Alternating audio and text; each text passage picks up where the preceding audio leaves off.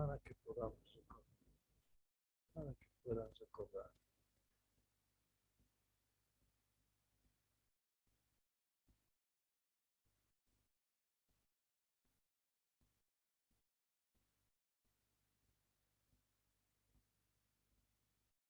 Se ve la pantalla Sí, doctor. Sí, y doctor. el audio también está bien, ¿no? Sí, doctor. Perfecto. Entonces, por favor, uno de ustedes me avisa 10 minutos antes de que ya sean y media, para que no nos pasemos y tengamos la posibilidad de terminarlo, ¿ya? Vamos a pasear rápido porque esta es parte del examen físico, de la semiología.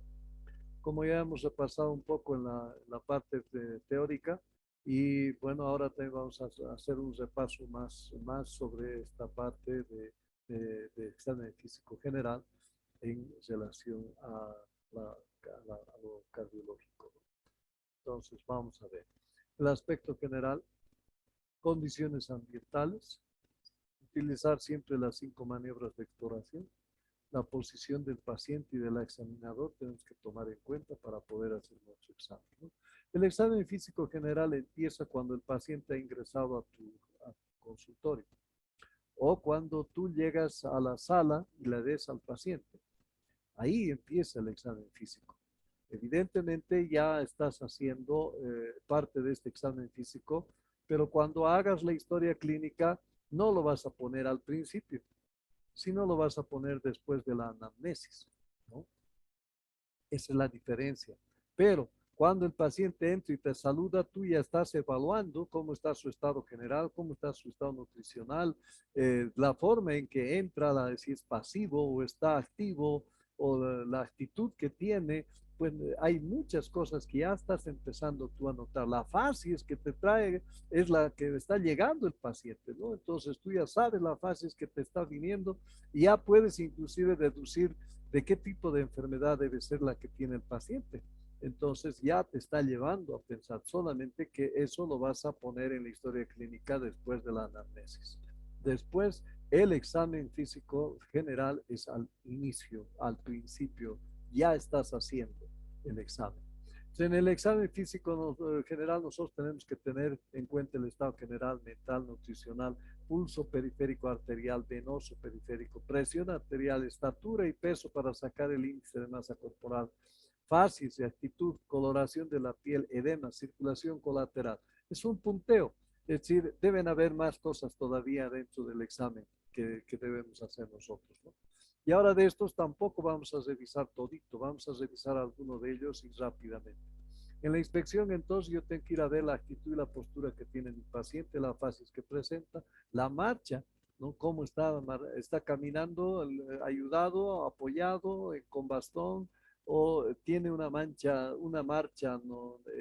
Equilibrada, no la tiene, bueno, todas esas cosas. Constitución, anomalías morfológicas, congénitas o adquiridas, examen de la piel y obesidad centrípeta, ¿no?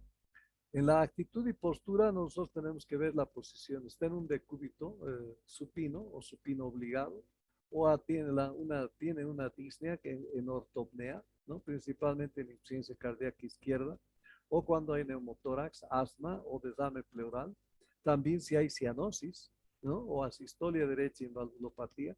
Pericarditis con desame está en una posición de plegaria maometana.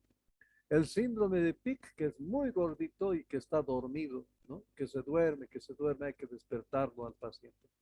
Cardiopatías cianúricas congénitas, como la tetralogía de Fallot, gran transposición de grandes vasos y propiamente la angina de pecho, ¿no? Entonces, en la marcha está interrumpida, es insuficiencia cardíaca o es una angori pectoris, ¿no? En la fases, ¿no? En la fase cianótica, cardiopatías congénitas, corazón pulmonar crónico, en la fase tóxica, endocarditis infecciosa lenta, en la fase mitral, valvulopatía mitral, ¿no? Que nosotros podamos llegar a conocer. La alteración de la piel, cianosis, tetralogía de Fallot, gran transfusión de grandes vasos, corazón pulmonar crónico, la palidez en aneurismas, endocarditis infecciosa, hipertensión arterial maligna, nódulos de Osler o edemas, ¿no? que se puedan presentar, ¿no? En nuestro paciente. El examen de pulso es la apreciación con los dedos de la mano de la variación de volumen y tensión del árbol arterial por la onda de presión originada por la sístole ventricular. Se utiliza arterias palpables de mejor apoyadas en planos resistentes, ya saben, radial, braquial, humeral, axilar, todos los que sabemos, ¿no? Se toma con el pulpoje de los dedos índice, medio anular en las zonas correspondientes, menos el índice, que es menos el dedo pulgar o dedo gordo también que le llaman, ¿no? Pulso normal, frecuencia de 60 a 90, taquicardia más de 100, bradicardia menos de 60. Debemos saber sus ritmos, regularidad en tiempo y espacios iguales o desiguales. La amplitud puede ser amplio o pequeño. Tensión depende de la consistencia de la pared arterial. Cuanto más edad es más duro, ¿no? Diferencias normalmente no debe haber entre brazo izquierdo y brazo derecho, ¿no? O no debe sobrepasar un 10 latidos, ¿no? Por minuto en relación al otro, ¿no? Entonces eso debemos nosotros ver. Entonces aquí está, ¿no? Presionamos, logramos encontrar ese pulso que está pasando, que es la sincronía del latido cardíaco, la expansión de la pared arterial, el volumen de eyección, que está referido al volumen izquierdo, y va por la aorta ascendente y se va a la presión de pulso o llamada también onda de pulso. Y se transmite distalmente hasta las arterias más periféricas. Los lugares donde podemos tomar, empezamos de arriba, aquí está la temporal superficial, aquí están las carótidas, aquí está la subclavia, aquí está la axilar, aquí está la humeral, aquí está la radial, la cubital, aquí está la femoral, aquí está la poplitea, y aquí están los dos, ¿no? Los dos anterior y posterior tibiales, ¿no? Tibial anterior y posterior, y la pedia, que es la más alejada del corazón, ¿no? Los lugares donde nosotros podemos conseguir este tipo de el pulso. Y las características que hemos dicho, que aquí se van a repetir 4 características: la forma, la amplitud, la frecuencia y el ritmo. Y dependiendo de eso vamos a encontrar también alteraciones, ¿no? En la forma, pues, principalmente en la parte ascendente o en la descendente, puede tener escotaduras, ¿no? Pueden tener este tipo de escotadura. Puede ser dicroto, como si fueran 2 pulsos en uno, ¿no? Y principalmente el de la fiebre tifoidea. En la amplitud puede ser normal o aumentada, el punto Seller en la insuficiencia aórtica y la disminución en la estenosis aórtica en su amplitud. Si esto no logra llegar a donde debe ser normal, si no va pequeño, pues, pequeño. En la frecuencia, taquicardia, bradicardia, ¿no? En el ritmo, regular o irregular, dependiendo de cómo estamos. Algunos están dependiendo de la respiración, ¿no? Entonces, tenemos nosotros la alteración de los pulsos arteriales nuevamente para un poquito darle más forma, ¿no? Por la forma, la amplitud, la frecuencia y el ritmo. Cuando decimos ritmo, nos referimos si es rítmico o es arrítmico. Listo. En la frecuencia, bradicardia, taquicardia. En la amplitud, pulsos magnus o pulsos parvos, ¿no? Entonces, este es insuficiencia aórtica, este es estenosis aórtica. Luego tenemos en la forma, pulso Seller, que puede darse también, pulso bispherings, el pulso alternante, que es propio de la insuficiencia cardíaca, el pulso paradójico, que es del taponamiento cardíaco por pericarditis, ¿no? El pulso tardus, que viene a ser, que está principalmente en la estenosis aórtica, ¿no? El dicroto, el pulso bigeminal, doble pulso, y el pulso filiforme, que este pulso ya es un pulso que está denotando muerte inminente, ¿no? Entonces son las diferencias de los pulsos arteriales. En sus anomalías, entonces, podemos encontrar el pulso alternante, pulso alternus, ¿no? Un pulso grande, un pulso chiquito, un pulso grande, un pulso chiquito, pulso grande, pulso pequeño. Entonces, esto es alternante, esto es insuficiencia cardíaca. Disferens, cuando ya están habiendo 2 o más cúpulas, ¿no? del pulso. Entonces, en un mismo pulso tomamos como si fueran 2. Bigeminado, entonces uno grande, uno pequeño, pero lado a lado, no separado como es el pulso alternante. ¿no? Pulso grande o saltón, que es de la insuficiencia aórtica, y el pulso paradójico. En la inspiración y en la expiración tiene que haber variación, ¿no? Hay variación en la inspiración y en la expiración. Al revés es lo que es el paradójico, ¿no? En la inspiración empezamos a ver, empieza a ver como que si fuera bradisfigmia. Y en la expiración hay taquisfigmia. Entonces esto se hace al revés cuando hay el pulso paradójico. Pulso de martillo agua es lo mismo que el pulso grande o saltón. Entonces, presentación de pulso, esto es interesante, porque nosotros tenemos que hacer el examen mediante un dibujo esquemático o una figura humana para ver dónde hemos tomado el pulso, o hacer un cuadro.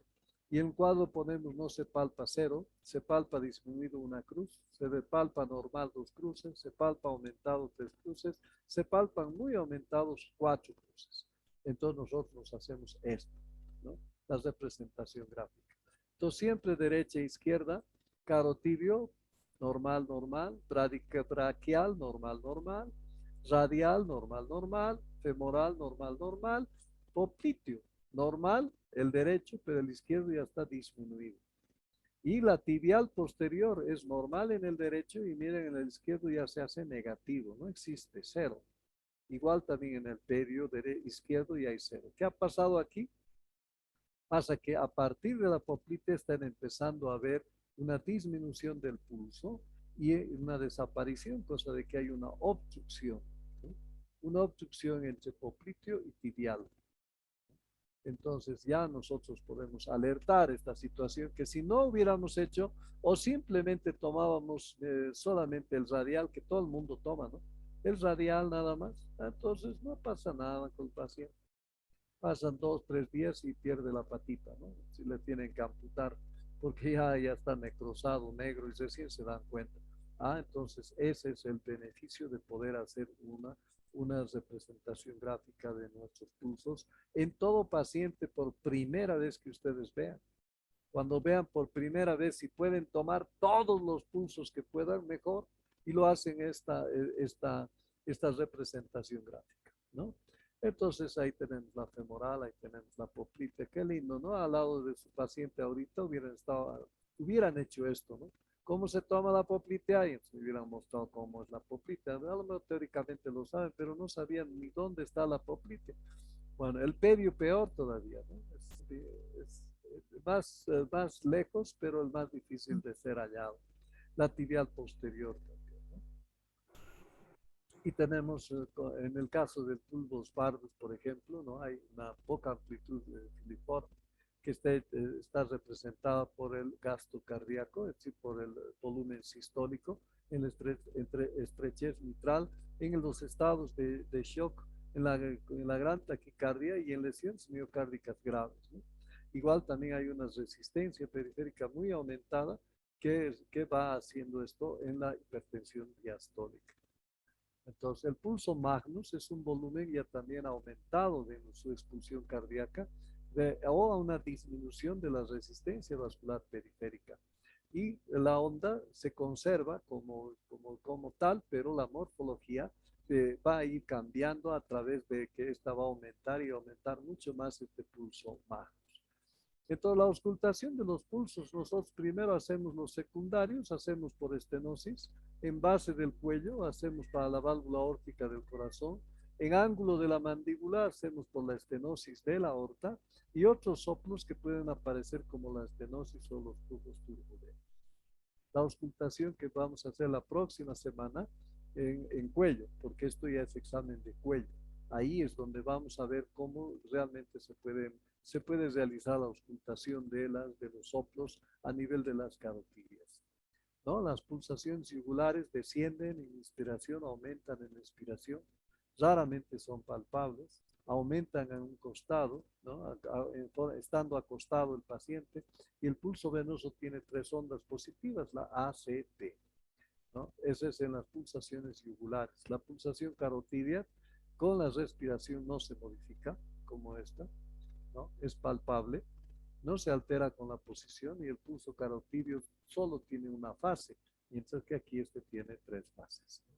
la diferencia entre pulsaciones yugulares y carotídeas, pulso venoso, pulso arterial. ¿Sí? El pulso arterial entonces viene a ser una onda de presión dependiente de la expulsión ventricular proporcionando la proyección del ventrículo izquierdo. ¿No? La velocidad de pulso y la velocidad de la sangre son casi parecidos en relación a este pulso, ¿no? El pulso arterial, entonces, aquí hay una muestra dícrota que está en relación principalmente al cierre entre la fase aórtica y la fase pulmonar, ¿no? Si hay división de ella ampliamente, se va a provocar esta muesca dícrota. Localizar pulso radial, sumerales, carotídeos, femorales, tibiales, posteriores, ¿no? Describir la frecuencia, la regularidad, la amplitud, tono o tensión y el contorno o la forma. ¿Sí? Y el pulso carotídeo, utilizar el pulgar de la mano opuesta y palpar en el tercio inferior del cuello, nunca simultáneamente. Y el pulso radial, utilizar solamente dedos índice y medio, como está señalando aquí. Entonces, en relación al ritmo, la ritmicidad o arritmicidad es lo que yo tengo que ver. Buscar si es arrítmico o arrítmico, ¿no? En este caso, el ritmo de base, por ejemplo, en un bloqueo AB de segundo grado de Moritz, ya se vuelve más bradicárdico y empieza a ver si hay bigeminado, trigeminado, tetrageminado, cuando aparecen los diferentes bloqueos auriculoventriculares en la conducción del corazón. Totalmente arrítmico como en la fibrilación auricular, el flúter auricular, o latidos prematuros muy frecuentes, o el pulso alternante que ya les he mostrado hace un momento, que es de la insuficiencia cardíaca. Arritmia completa cuando no hay ninguna pulso, que incluso hay pulsos que están ausentes, ¿no? Que pulso ausente donde ya no podemos verificar cómo está esta característica del examen físico. Y después nosotros tenemos también el aumentado, aumenta el pulso por aumento del volumen latido y por aumento de la rigidez arterial. Y disminuye por disminución del volumen latido del corazoncito. Y la amplitud está en relación siempre al volumen latido que está expulsando el corazón. Alteraciones del pulso, ¿no? El pulso pequeño pardo que hemos revisado, principalmente cardiopatías derechas severas, izquierdas severas, compromiso de llenado ventricular. La alteración del pulso arterial también pequeño o rápido, pardus y celer, sobrecarga del ventrículo izquierdo. Y pequeño o tardío, como el pardus tardus, como en la estenosis aórtica que hemos visto. Dícroto, como en la fiebre tifoidea o en la endocarditis infecciosa, la aorta debe ser normal y la elasticidad está conservada. Pulso decapitado o filiforme, en el shock hipovolémico o paro cardíaco y muerte inminente del paciente. Alteraciones del pulso, seguimos pulso saltón por la elasticidad de la aorta, pulso celer, martillo de agua, pulso disferens, mismas condiciones que las anteriores, característico de la doble lesión aórtica, tanto estenosis como insuficiencia. Pulso paradójico de Kussmaul, el pulso alternante, sucesión rítmica de una onda grande y una onda pequeña, y el digiforme de forma de guante, dedo de guante, en la miocardiopatía hipertrófica que tiene un efecto Venturi en succión de la válvula anterior de la mitral. Tenemos aquí los diferentes pulsos que ahorita acabamos de indicar, ¿no? El pulso hipocinético pequeñito, el pulso parvo tardío, ¿no? El pulso hipercinético Celer, que ya hemos visto, el disferens cuando hay varias muescas, ¿no? El dicroto cuando ya hay dos ondas propiamente, y el pulso alternante, uno grande, uno pequeño, grande, pequeño, que caracteriza a la insuficiencia cardíaca. Pulso venoso ya también, entonces vemos como las venas yugulares a ambos lados del cuello no se ve, pero se palpa. Entonces esto es lo que tenemos que ver nosotros, que lo vamos a hacer con mayor énfasis la próxima clase, que es examen de cuello. Pero ya decirles que las ondas del pulso venoso tiene ondas positivas ACD, la A, la C y la B, y las ondas negativas son la X, el valle X o descendente o descenso Y o valle Y. Entonces está en relación a los ruidos cardíacos, el R1, R2, de tanto todo esto es la diástole donde está el A y C, y la sístole, donde ya está el descenso X, y luego viene el segundo ruido cardíaco que coincide con la onda B, y la diástole que coincide con el descenso Y. Esto es lo que se ve el pulso, ¿no? Cuando hagamos el examen de cuello tenemos que ir a ver esto en la yugular. Bien, vamos a la presión arterial. La presión arterial, esta es la forma de tomar normal que deben saber cada uno de ustedes. Paciente sentado, el que va a tomar la presión también sentado a la misma altura. A la altura del corazón tiene que estar el esfingomanómetro y también el fonendoscopio, ¿no? Tenemos diferentes modos de tomar. Este es el más seguro porque es de mercurio, ¿sí? Y los aneroides que tenemos todos nosotros, ¿no? Que tenemos. Y también ahora están apareciendo ya aquellos otros que son más que es en nueva técnica, ¿no? En los adultos tenemos que tomar en cuenta que siempre esté equivalente a la tercera parte de la mitad de la circunferencia de la extremidad. En los niños el manguito debe cubrir aproximadamente 2/3 partes del antebrazo. Y la semiología de la presión arterial, paciente sentado para la toma, reposo de 5 minutos por lo menos. En el borde inferior del brazalete debe quedar a 1 o 2 centímetros por encima del reborde costal. El manguito del esfingomanómetro a la altura del corazón. El tamaño del tensiómetro tiene que ser adecuado. La palpación del pulso braquial es importante para determinar cuál va a ser la presión sistólica, para no estar elevando mucho por encima de los valores que debemos hacerlo nosotros, ¿no? La presión arterial en las extremidades inferiores, que nunca lo hacemos, pero traten de hacerlo y van a encontrar el gusto a la medicina y el gusto a poder ayudar al paciente. Manguito alrededor del tercio medio inferior del muslo, pieza torácica del estetoscopio sobre la arteria poplitea. Presión sistólica es un poco mayor a la del miembro inferior izquierdo que en miembro superior. Eso nomás hay que tomar en cuenta, ¿no? Principalmente por las grandes masas musculares de los muslos, y produce un aumento de la resistencia a la compresión de la arteria. La posición al pasar el sujeto endocúbito dorsal a la posición erecta, la presión arterial sistólica no se modifica, o puede aumentar o disminuir algunos milímetros. En cambio, la presión diastólica aumenta casi siempre. Tener en cuenta esto para cuando nosotros estemos tomando la presión a una persona que se ha parado inmediatamente. Puede haber algunas diferencias entre la toma en sentado a parado en forma brusca, ¿no? El sistema renal y los líquidos corporales regulan la presión arterial. Contiene demasiado líquido en el extracelular, el volumen sanguíneo y la presión arterial se elevan. La presión ascendente tiene a su vez un efecto directo por el que hace que estos vaya saliendo y excretándose el exceso de líquido extracelular, haciendo retornar a la presión arterial a la normalidad.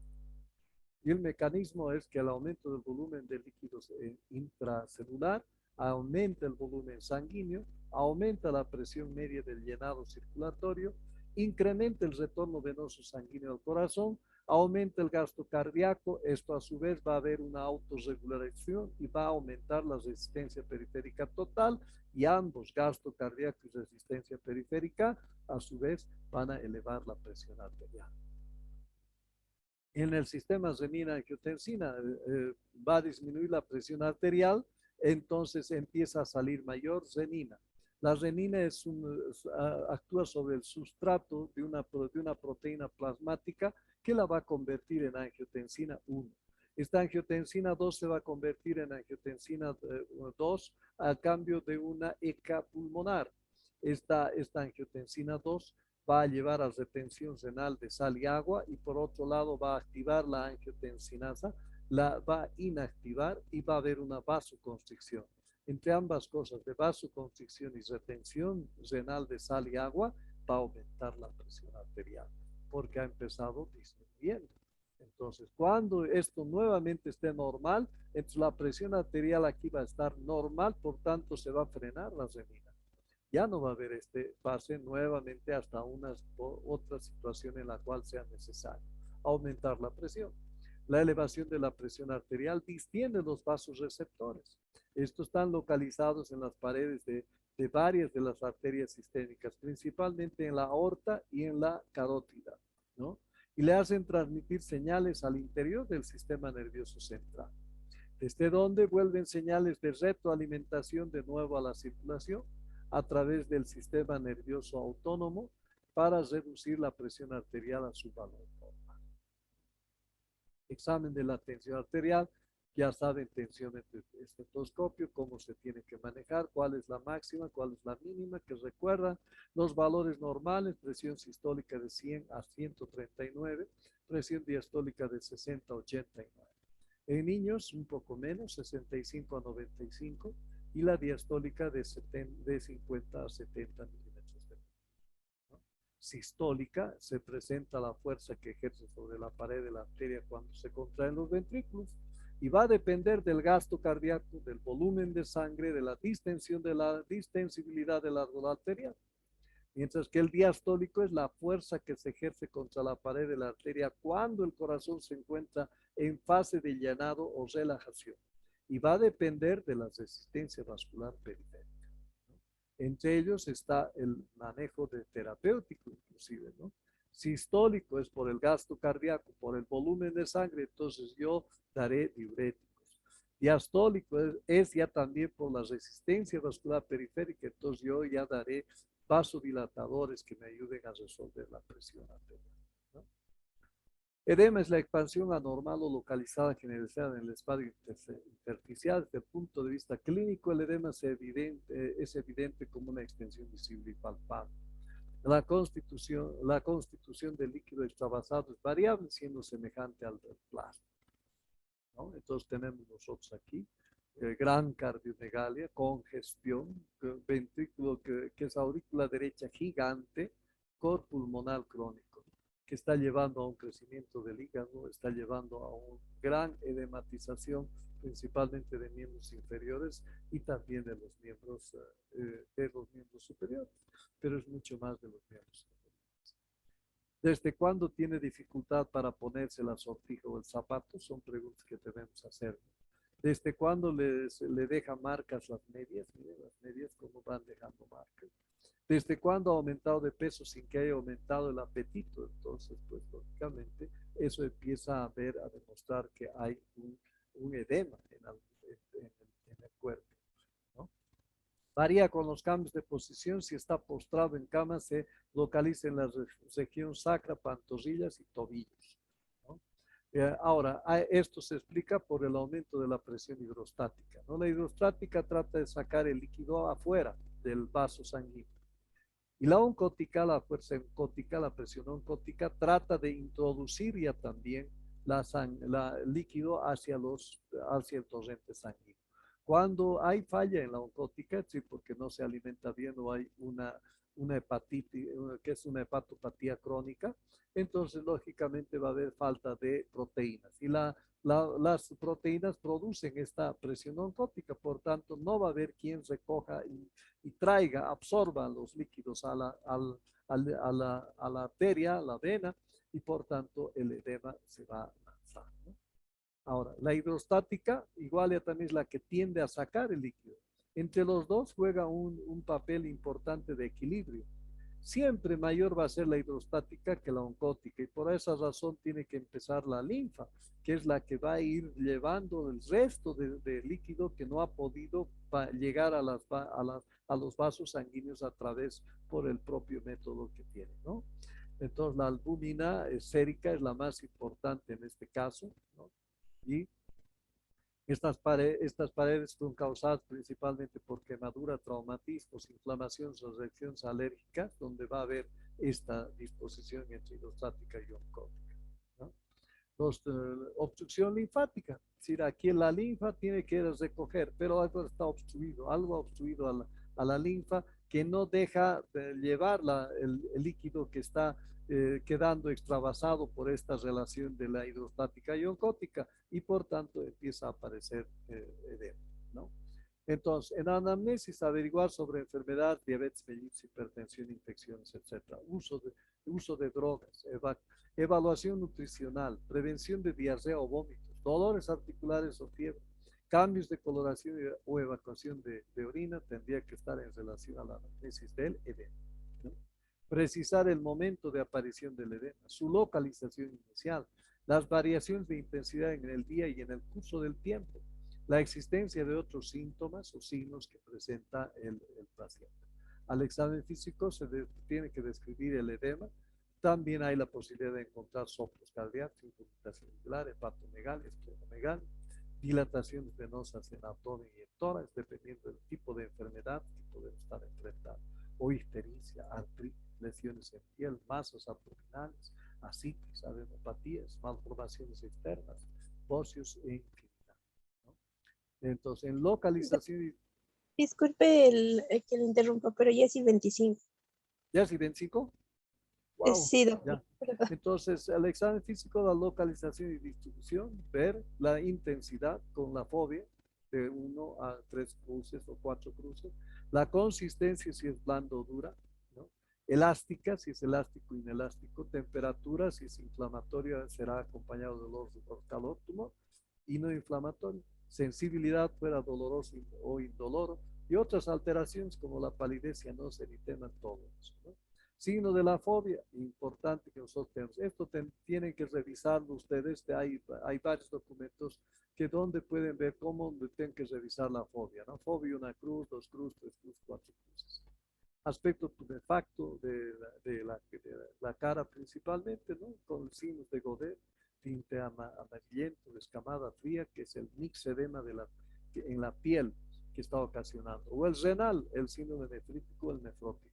O el linfedema, que es duro, acumulación de líquido linfático, tumefacciones, causas, infecciones, celulitis y del linfedema congénito, etc. Puede ser primario o secundario y sería eso lo que tenía como para que podamos un poquito analizar algunos aspectos del examen físico general. A grandes pasos lo que ustedes también ya han debido recordar, porque esto no es para podernos detener mucho, sino para recordar lo que ya han llevado en semiología, ¿no? En semiología.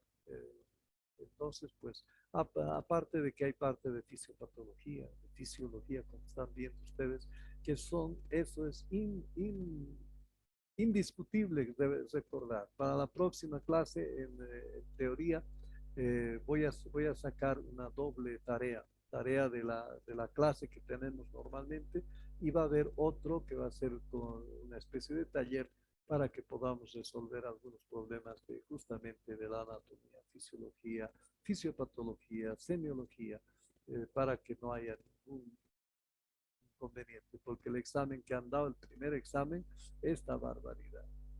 Primero, nadie ha sobrepasado el tercer nivel, es decir, 5 niveles hay para poder pasar, y no han sobrepasado el tercer nivel. Eso quiere decir que sus conocimientos son pobres en relación a semiología y a fisiopatología. Y eso lo tenemos que un poquito solucionar, y lo vamos a solucionar de esa manera, ¿ya? Bien, la próxima semana, por favor, todos tienen que estar con alguien que les esté acompañando. Y si les pregunta a alguien que no ha estado hoy día, díganle para que no se entere recién como Gualberto, y así puedan ayudarle, y si puede, viene ya con alguien más, ¿no? Y si no, ni modo, pues errando se aprende, ¿no? Errar es de humanos, dijo el pato bajándose de una gallina, así que no hay problema, ¿ya? ¿Listo? Nos vamos viendo entonces la próxima semana. Chao, jóvenes. Hasta luego, doctor. Chao, chao. Hasta luego. Chao, chao.